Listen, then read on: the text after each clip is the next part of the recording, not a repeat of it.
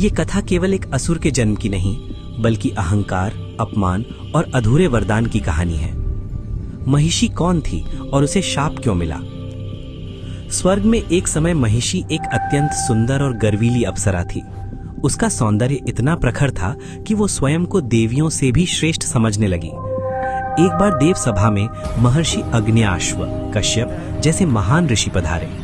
सभी अप्सराएं सम्मान में खड़ी हो गईं, पर महिषी अपने सौंदर्य के घमंड में बैठी रही। ऋषि ने शांत स्वर में कहा, पुत्री, सौंदर्य क्षणभंगुर है, विनम्रता ही वास्तविक आभूषण है। लेकिन महिषी ने हंसकर उत्तर दिया, ऋषिवर, जिसके पास रूप और यौवन हो, उसे तप और संयम की क्या आवश्यकता? यही वो क्षण था जहां अहंकार ने शाप को जन्म दिया।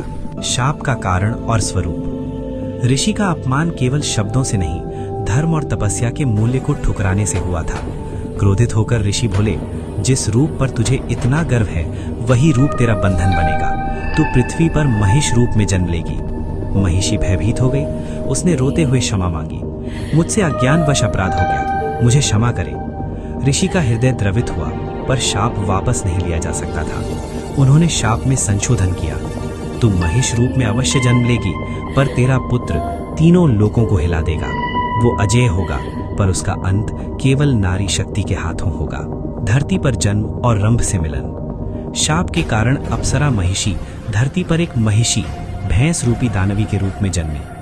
वो वन में रहती, मन में अपमान और प्रतिशोध की ज्वाला लिए। यहीं उसका मिलन हुआ असुर राज रंभ से।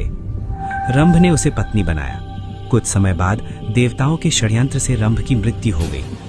पति वियोग में तड़पती महिषी ने देवताओं को शाप दिया कि मेरे गर्भ से जन्म लेने वाला पुत्र तुम्हारे स्वर्ग को रौंद देगा। महिषासुर का जन्म। समय आने पर एक भयानक गर्जना के साथ महिषासुर का जन्म हुआ। आधा मानव, आधा महिष। जन्म लेते ही पृथ्वी कांप उठी, आकाश में अशुभ संकेत प्रकट हुए।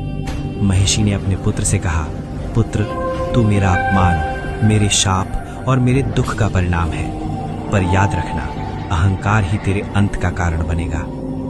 कथा का बीज। माता का शाप, पिता की मृत्यु और देवताओं से घृणा, इन्हीं से बना महिषासुर।